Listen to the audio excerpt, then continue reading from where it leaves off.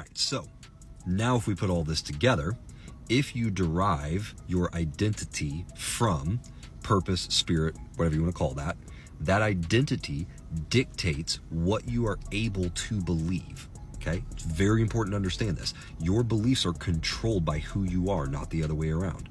Those beliefs then control what you're capable of. Those capabilities then control your behaviors, and then your behaviors actually produce the environment, which is why people frequently end up in a feedback loop where they believe something like they believe all men are bad, right? And so that then creates a situation where they're incapable of seeing any men that are good because they believe that all men are bad. So any good man that comes along, they can't see it. They're incapable of processing it because it violates a fundamental belief that they have.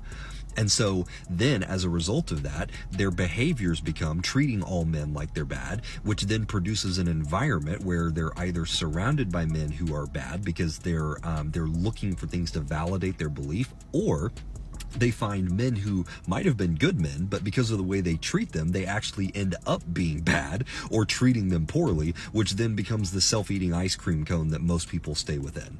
And so essentially what you have is you have a feedback loop that works from the top, which I'm going to go with the spirit realm. Let's set purpose aside for right now, and let's just work within the spiritual, since that's more my focus.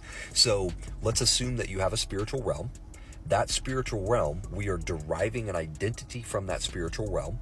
That identity is then dictating what we believe. Those beliefs are then controlling our capabilities. Our capabilities are then dictating our behaviors. And then our behaviors are producing an environment that then feeds all the way back up to the top and validates what we have drawn down from the spirit. So basically your behaviors and your identity are wedged between two realities. One is a spiritual reality and one is a natural reality. And they're producing this kind of back and forth feedback loop. So you derive something from the spirit, you implement it into the natural then feeds back either true or false, which then feeds back up to the top, and it kind of becomes this back and forth thing that we live between. I know this is tough without a visual, but hopefully you guys are tracking with me. So with that framework now, check this out.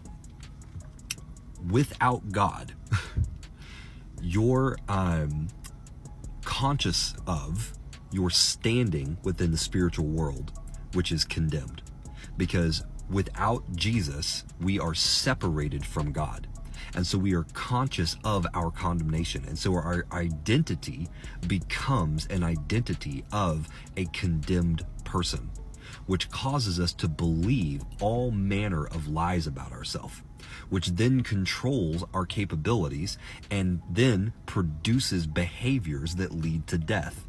Because dead people tend towards things that validate their beliefs about themselves. So because we're dead and condemned in the spirit, we tend to act that out in our behaviors. And it's like our capabilities to control sin in our life and our capabilities to control like our worst behaviors that come out, all of those things are the reason that we don't find any power over those things prior to meeting Jesus, is because of the fact that our identity is one of a condemned person.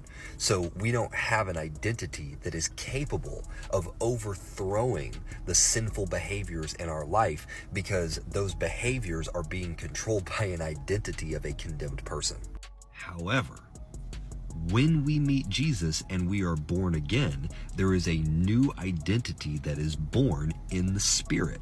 Okay, so identity is controlled by the Spirit, right? So when we're born again in the Spirit, we receive a new identity. That's why it says we're born again. That new identity is a son. It is a son of God. It is a person who is alive in Christ, no longer condemned. We are no longer under condemnation. Now, what does that identity allow us to do? Well, it allows us to believe some different things about ourselves. Like, it allows us to believe that we are worthy of love, that we are worthy of good things. It allows us to believe that we have the capability to overcome sin in our life, because Jesus says that through him we do have power over sin. Right? So then that leads to change in behaviors, which changes the environment that we live in. Now you can get into some crazy stuff about how we not only change the physical environment, we actually change the spiritual environment when we get this thing lined up. But that's a whole topic for another time. The main point of this is this: if you are struggling with sin in your life and you are finding that you cannot find victory over that sin, stop trying to attack it at the behavioral level, because you cannot control flesh with flesh. And you can't attack it at the belief level either, because you can't change your beliefs if your identity is not lined up. All sin stems from a misunderstanding of who we are in Christ. That's the foundation. That's the beginning. That's the part that we have to get a hold of. When you understand who you are in Christ, everything changes. That's why it says that if somebody fears, it is because they have not yet been perfected in love. Because perfect love casts out all fear. And what is perfect love? Perfect love, okay, or actually let me reframe that. The identity of being loved casts out fear in the soul, the belief that you need to be afraid, the belief that you are in danger goes away when you understand your identity in Christ. A person whose identity is one that is loved means that they no longer believe that they need to fight for themselves. They need to provide for themselves. They need to address all of the matters of life. You no longer believe that, because your identity is someone who is loved, not someone who is condemned. Whereas a person whose identity is one that is condemned, then they will believe that they need to justify themselves, that they need to fight for themselves, that they need to provide for themselves, and that they need to cope with the fact that they are condemned.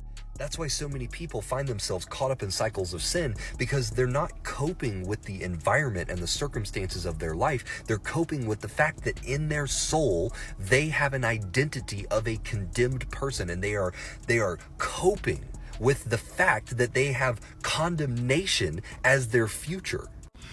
That's why a person whose identity is one that is loved can be in the worst situation imaginable, and they will still have joy, because their identity is one that is loved, and they don't need to cope with the identity of being condemned.